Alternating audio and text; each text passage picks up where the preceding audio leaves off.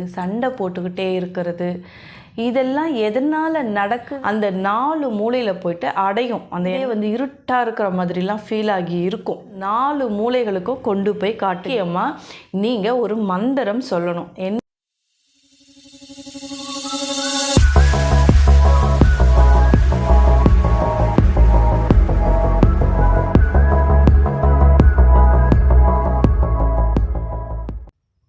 நேயர்கள் அனைவருக்கும் வணக்கம்.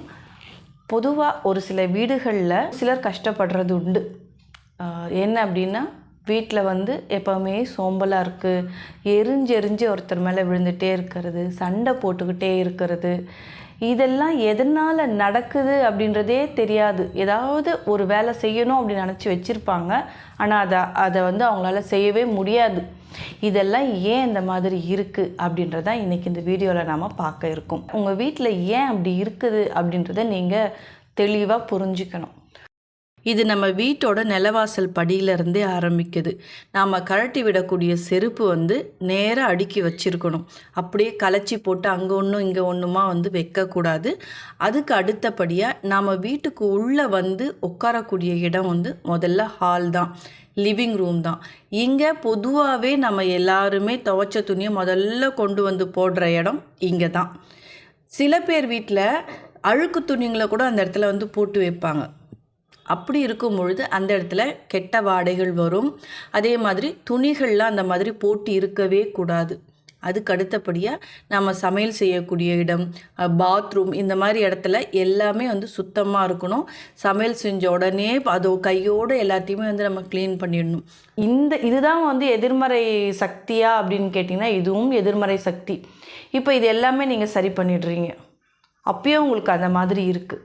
ஏன் அப்படின்னா, அதுக்கு முக்கியமான காரணம், நீங்கள் ஒரு கொஞ்சம் வளர்ச்சி அடைஞ்சு வந்தீங்க அப்படின்னா கூட, உங்களை சார்ந்தோ இல்லை உங்களை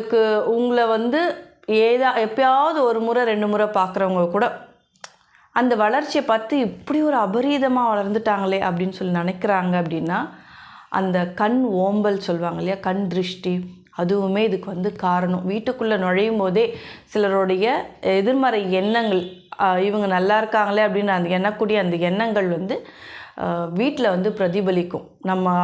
நம்மளோட ஓரா வீக்காக இருந்ததுன்னா கண்டிப்பாக அதை அஃபெக்ட் பண்ணும்.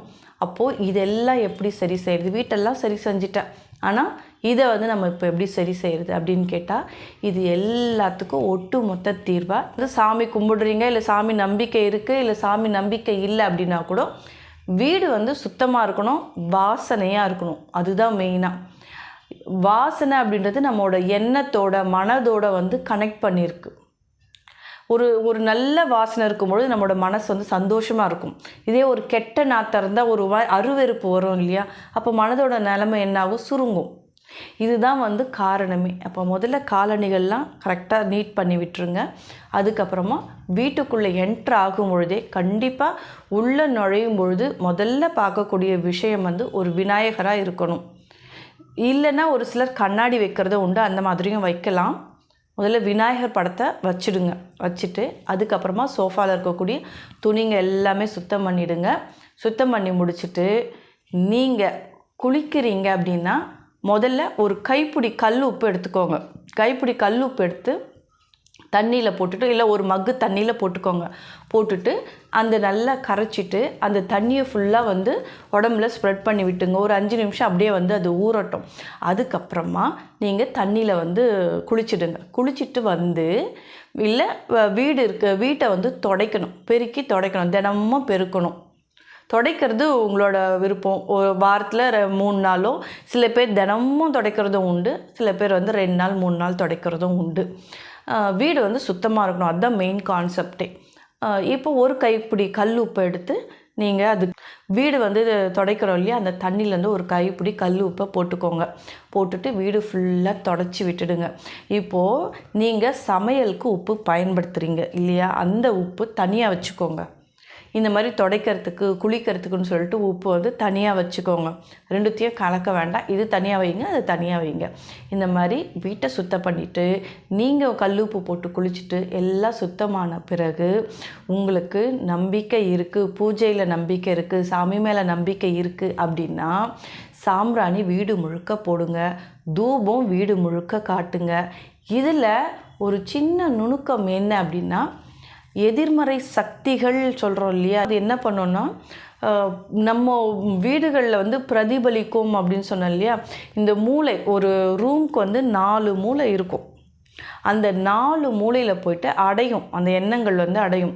நீங்கள் பார்க்கும்பொழுது வீடே வந்து இருட்டாக இருக்கிற மாதிரிலாம் ஃபீல் ஆகி இருக்கும். அப்போது அது காரணம் அந்த நெகட்டிவ் சக்தி தான், அந்த எதிர்மறை எண்ணங்கள் தான். அப்போது நீங்கள் வந்து சாம்பிராணி காட்டுறீங்க, இல்லை ஊதுவத்தி தூபம் காட்டுறீங்க அப்படின்னா அந்த வீட்டோட அந்த ரூமோட 4 மூலைகளுக்கும் கொண்டு போய் காட்டுங்க. இதே மாதிரி ஹாலில் இருக்கக்கூடிய 4 மூலை, கிச்சனுக்கு போகும்போது ரொம்பவே ஜாக்கிரதையாக போங்க. ஏன்னா நெருப்பு எடுத்துகிட்டு போய் காட்டுறேன்னு சொல்லிட்டு கேஸ் கிட்ட போயிட்டு ஏதாவது விபரீதம் ஏதாவது ஆகிடப்போகுது. அதனால் அது ரொம்ப ஜாக்கிரதையாக செய்யணும். கேஸ் கிட்ட போகும்பொழுது கிச்சனில் போயிட்டு பெட்ரூமு, நீங்கள் உட்காரக்கூடிய இடம், எல்லா இடத்துலையும் வந்து எல்லா மூலையிலும் காட்டிட்டு வாங்க. அப்படி காட்டும் பொழுது முக்கியமாக நீங்கள் ஒரு மந்திரம் சொல்லணும். என்ன மந்திரம் அப்படின்னா மிருத்யுஞ்ச மந்திரம் சொல்லணும். உங்களுக்கு மிருத்யுஞ்ச மந்திரம் தெரியலை அப்படின்னா உங்கள் குலதெய்வம் பேரை சொல்லுங்கள்.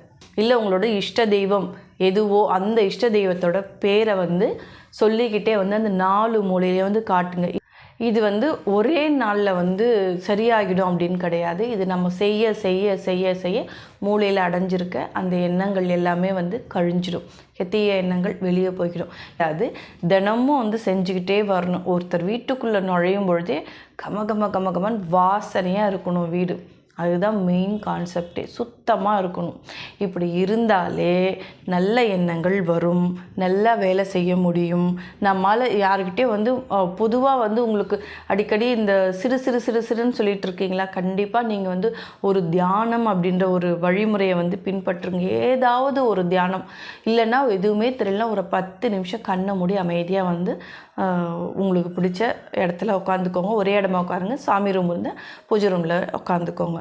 இந்த மாதிரி முதல்ல உங்களோட மனசு வந்து அமைதிப்படுத்த ஆரம்பிங்க. எதுக்கு எடுத்தாலும் கத்துறது, சத்தம் போடுறது, அது எல்லாத்தையுமே அவாய்ட் பண்ணிக்கோங்க. இப்போ இந்த வீடு இதெல்லாம் வந்து சுத்தமாக இருக்கும்பொழுது இது எல்லாமே ஆட்டோமேட்டிக்காக எல்லாமே கொஞ்சம் கொஞ்சமாக சரியாகி ஒரு நல்ல நிலைமைக்கு வரும். இதுதான் இன்றைக்கி நான் உங்களுக்கு சொல்லணும் அப்படின்னு நினச்ச ஒரு முக்கியமான செய்தி. வாழ்க்கை அப்படின்றது வாழறதுக்கு தான். நன்றி, வணக்கம்.